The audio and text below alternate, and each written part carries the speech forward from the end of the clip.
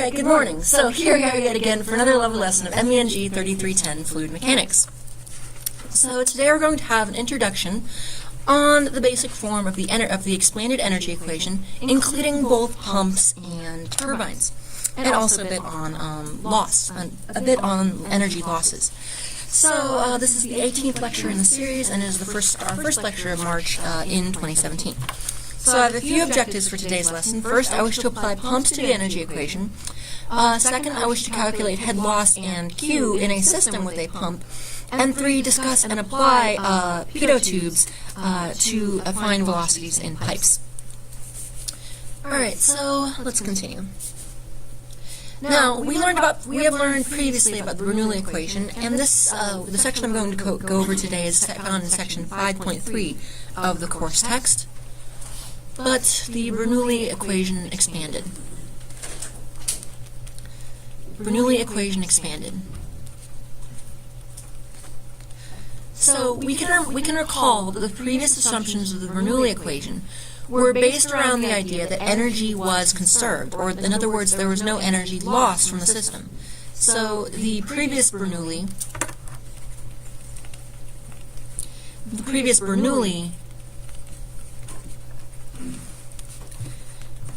based on idea that energy is not gained or lost from the system.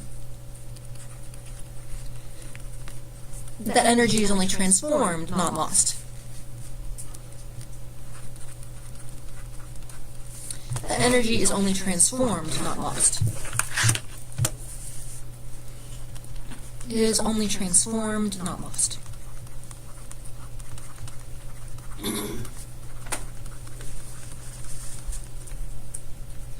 In other words, we can have an interplay of, say, pressure head,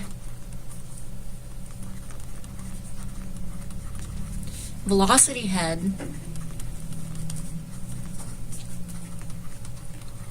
and pressure head, velocity head, and elevation head.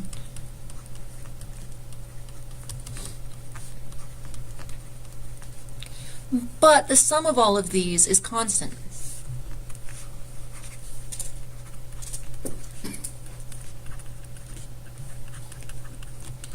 In other words, our energy, the fluid's energy, or the energy in a fluid, may go back and forth between pressure, velocity, and elevation, but there is, on net, no change in energy. But let us look at the expanded energy equation. Basically, the expanded energy equation, I wish to include a bit more. I wish to include 2 different terms that will allow me to deal with systems that are a bit more complex and more realistic. So, expanded energy equation. So maybe I could call this the expanded energy equation.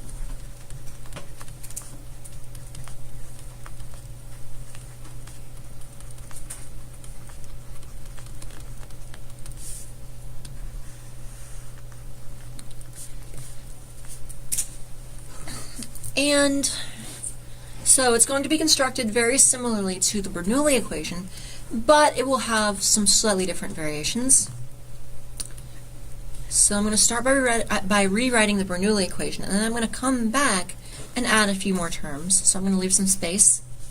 So P1 over gamma plus V1 squared over 2G plus Z1 plus something we'll get to is going to be equal to P2 over gamma plus V2 squared over 2G plus Z2 plus something here and plus something here. And what I'm going to add here is a term that what I'm going to add to the left side is something that I call HP, and what I'm going to add to the right side is something called HL. Alright, so let's see. Well, let us label these terms. HP is going to be my pump head. HP is going to be my pump head, and I will define each of these terms shortly. So HP is not Hewlett-Packard, it is pump head.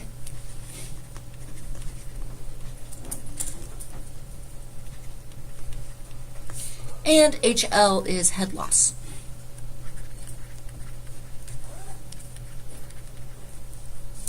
So let's see if we can define each of these terms. Well, first of all, we can sort of get a feel for what these might be by looking at which side of the equation they appear on. really all that appears on the left side of the equation is, this is talking about what all of the energy I had initially. And on the right, we're looking at all of the energy I have at the end. Well, here, this pump head is going to represent the energy put into the system by a pump.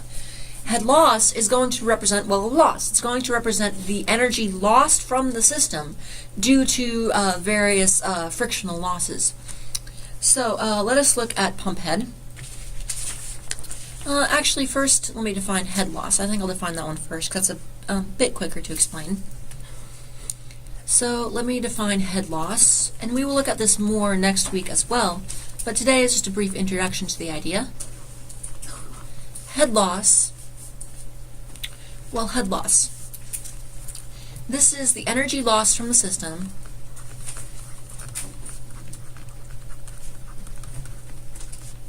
a fluid system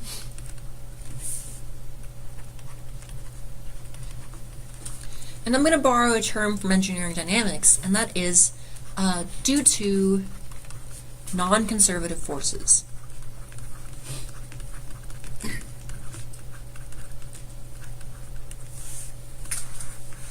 Non-conservative forces. So this is the energy that is lost to things like friction, drag, sound, vibration, anything like that. So if you had something like turbulent flow that was causing vibration or sound in your pipes, that energy has to come from somewhere. So if you ever hear water flowing through a pipe, sometimes you've heard that before. At some point you've probably heard water flowing through pipes. Even if you can often hear that even if you're not in the same room. You can hear just water flowing through a pipe in certain cases. Well, if you can hear it, that means that somehow that fluid in that pipe via some mechanism is vibrating the air around you. It has to be. Otherwise you couldn't hear it. And if there is vibration, there is energy, and that energy has to come from somewhere. And where it comes from is from the fluid itself, from either the pressure head, the velocity head, or the elevation head.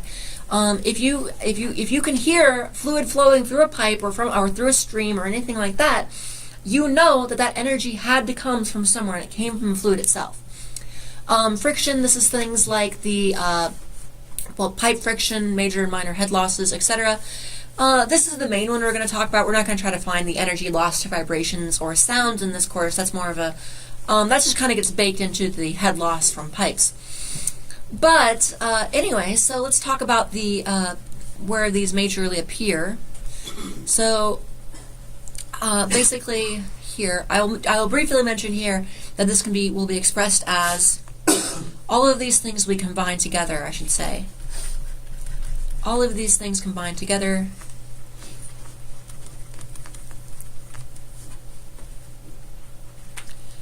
these things combine to create major and minor head losses.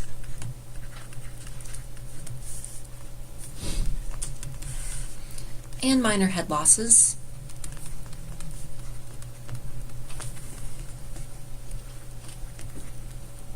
major usually deal with the actual frictional forces along the length of pipes. So major, basically losses along pipe lengths. And we'll talk about this more in the following weeks. Along pipe lengths. And minor are losses locally. Basically from things like bends, curves, etc. Bends, curves, nozzles, that kind of thing. Essentially abrupt changes in the pipe geometry. So we will learn how to calculate those later in the semester. We're not going to deal with the Darcy-Weisbach equation yet. We will see that later in the semester. But right now I just wanted to introduce the topic here. Then I wish to define pump head.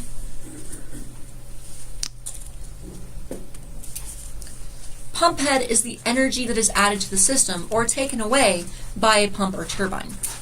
Well, pump head would be nice if I included that.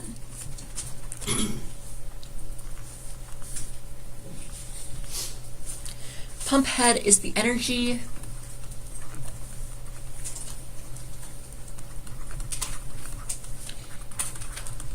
gained or lost from a system, a fluid system,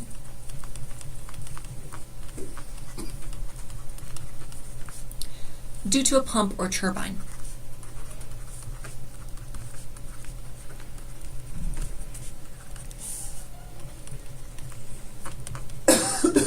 And in general, when we're talking about energy, the way we're going to distinguish between a pump and a turbine is fairly simple. A pump adds energy to a system,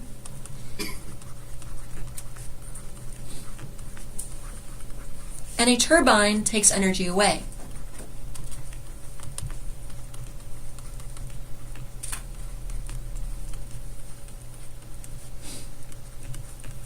That's it. So a pump can add energy to the system in a couple ways. It could raise the fluid to a higher elevation, so that would give it additional velocity, additional pressure head. It could accelerate the fluid, giving it higher velocity, or it could simply pressurize the fluid, giving it more pressure head. A turbine will in turn do the opposite. It will take energy from the system. The most common examples are something like an electric power turbine that you'd have in something like a hydroelectric dam. In that case, you are taking energy from the fluid. You are taking energy from the system in a way that would otherwise, in a way that can be transformed into something that can do useful work. Usually in the case of turbines, and we're talking electric turbines, we're taking some of the energy of the fluid and transforming it into electrical power. So if I have something like a hydroelectric dam, say something like the Hoover Dam,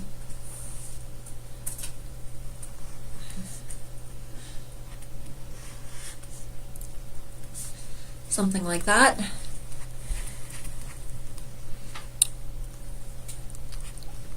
That's a damn fine dam.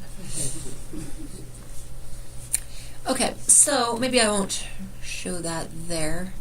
I think I can do without that. Oh, I can't do without that though. Okay, so you have a fluid level here, and there will be some sort of channel within the dam that can transfer fluid within it. So basically, at the surface, the pressure is 0, but at depth, the pressure is quite large. So what that means here is that, let's say I had a turbine here, and it's going to take water from the base of the dam, and then take some of its energy and then eject it here. Now, again, the way this works is this fluid is at a very high amount of pressure, and it's going to take that and then pass it through this point here and expel it here. Now, interestingly enough, we might ask, okay, are dams magic? Well, okay, yes, that's a good hint on when you're asked a question if something's magic. Generally, the answer is no. But what do I mean by that? Obviously, I mean the principle of a dam is fairly simple. I mean, why? How could that be? Why would I ask if this is magical? The idea of a dam is pretty simple. It's just you have a big mass of matter, a very strong structure, gathers a lake behind it, and you release some of that water through a turbine, and you gather energy. It's really conceptually not that difficult. Building them is difficult, but the principle is something a child can understand. But when I say this is magic, what do I mean by that? Well, what I mean by it is consider the before and after. Originally, there wasn't a dam here. Originally, say there was just a, so this is after we build the dam, and we're catching all of this energy. But before, there was just a river flowing along the bottom of a canyon. So the question is, where did all that energy come from? There was a river just happily flowing along here, and where did it come from? Where did all that energy come from? Well, I mean, there wasn't a massive amount of hydroelectric power or pressure or anything like that here. Well, and yes, the answer where it comes from is solar radiation or the sun, essentially. See, if I were to look at this in profile, if I were to look at an elevation map of the dam, or maybe so if I were to look at an elevation map originally, this is what the river kind of did. it had and this was greatly exaggerated. In reality, this would be stretched out.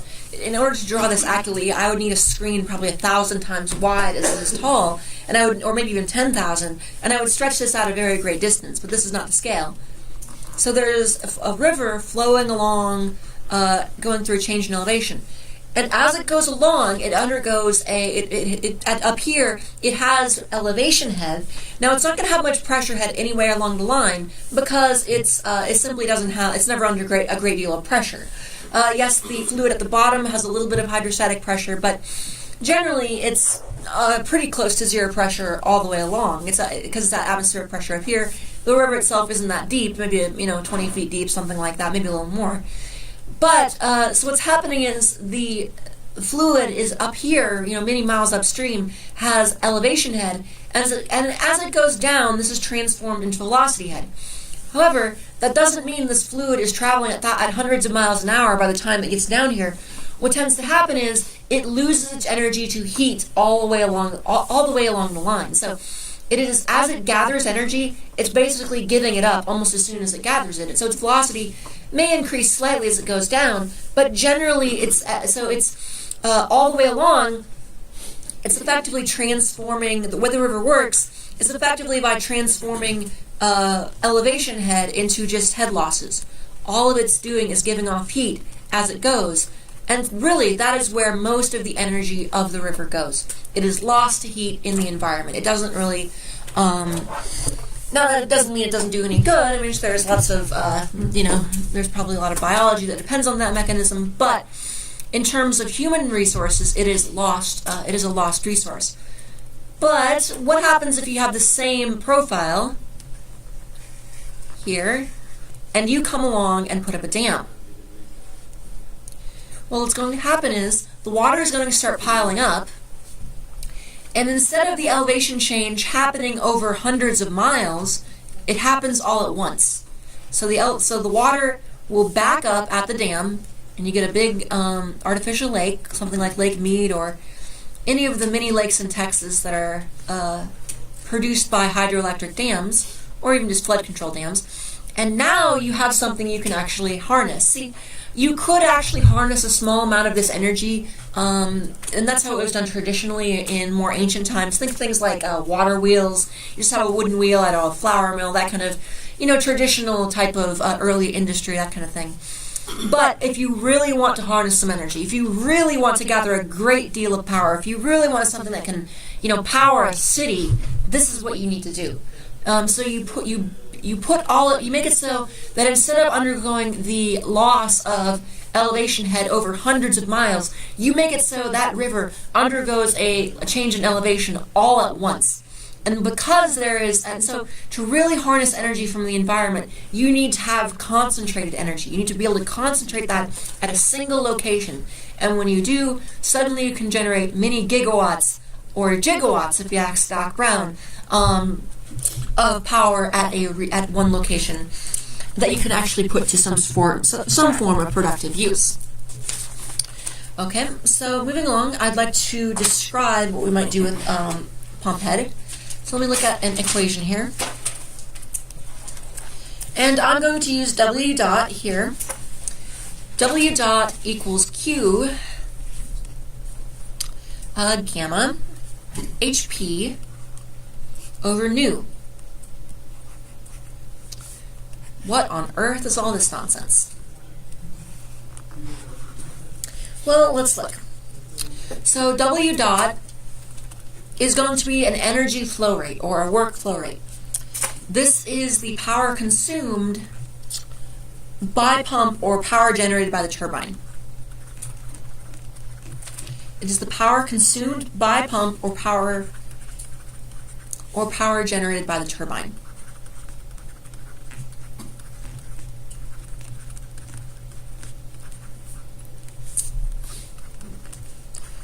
Or by turbine. Of course, Q is your flow rate.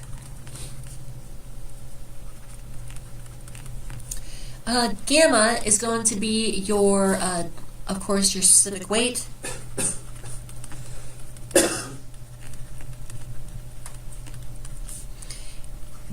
HP is your actual pump head expressed in feet or meters or some sort of elevation. And nu is the efficiency.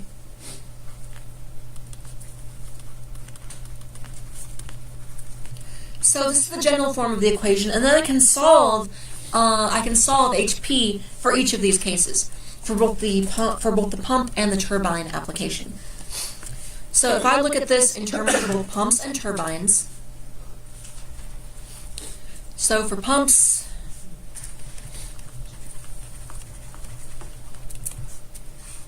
and for turbines,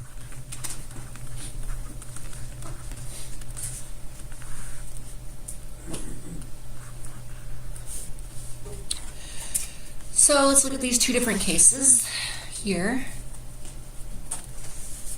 Well, HP, the head loss, or sorry, the elevation, sorry, the pressure head for the pump, or the pump head, sorry about that, it's clearly Monday, is going to be W dot nu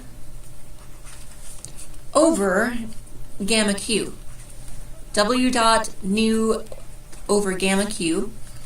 And for turbines, our pump head is going to be negative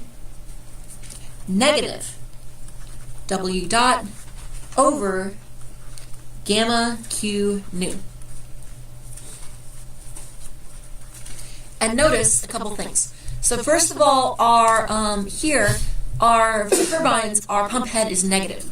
So what this means is instead of adding energy to the system, it's going to take it away. And also notice this is not a typo on my part, which is certainly possible sometimes, but this is actually not a typo on my part. The efficiency for a pump will be in the numerator, and for a turbine will be in the denominator.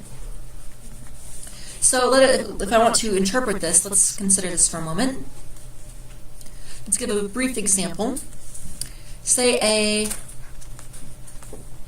100 horsepower pump is 70% efficient. So this is just a discussion on what exactly efficiency means for the cases of pumps and turbines. Say a 100 horsepower pump is 70% efficient. What does this mean? Well, what this means is it delivers 70 horsepower of energy to the water or to the fluid.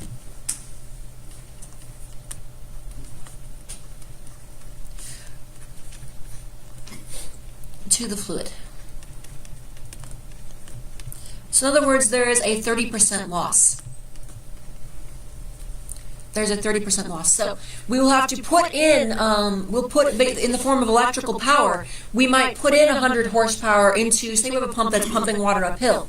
We might put in 100 horsepower or 100 kilowatts or something like that of electrical energy.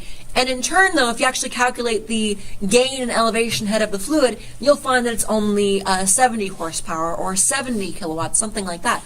And where that extra energy goes, well, it goes to things like heat losses. It basically all ends up as heat, sound, vibration, any kind of non-conservative forces. And then, say if a turbine, let's do the same for a turbine. Say a turbine generates 70 horsepower. Generates 70 horsepower, or sorry, 100 horsepower. 100 horsepower and is 70% efficient.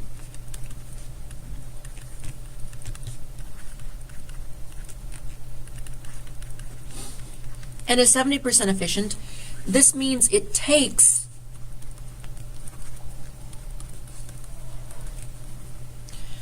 it will take 143 horsepower, which is just 100 divided by 0.7, 143 horsepower from the fluid. So we will take 143 horsepower's worth of power or energy out of the fluid, but we will only get 100 horsepower in useful electric energy delivered to the grid. So in other words, meaning it must pull out more than 100%, meaning it must pull out more than 100 horsepower of water to produce that 100 horsepower of useful energy. must pull out more than 100 horsepower, there is a 30% loss. So we don't get to convert all of the energy from the fluid into useful electric power. We inevitably lose some along the way. Okay. So, and then finally, I'll just briefly mention, there's an example I could work on, but I think I'll save that for perhaps Wednesday before we move on to some other material. So pumps and energy. So again, just as a good summary, pumps add energy. So just as you're going through this, if you're having trouble remembering where things go, well, pumps add energy and turbines remove. And finally, if you're having trouble with the units here, 1 HP, which is something we'll see a lot in pumps, is 1 horsepower, which will equal 550 pound-feet. So pound-feet as a unit of energy, pound-feet per second. All right, that'll do today. I just wanted to do a brief introduction to the ideas of the energy equation, including head losses, pumps, turbines, etc. I will see you all on Wednesday, and as always, thank you.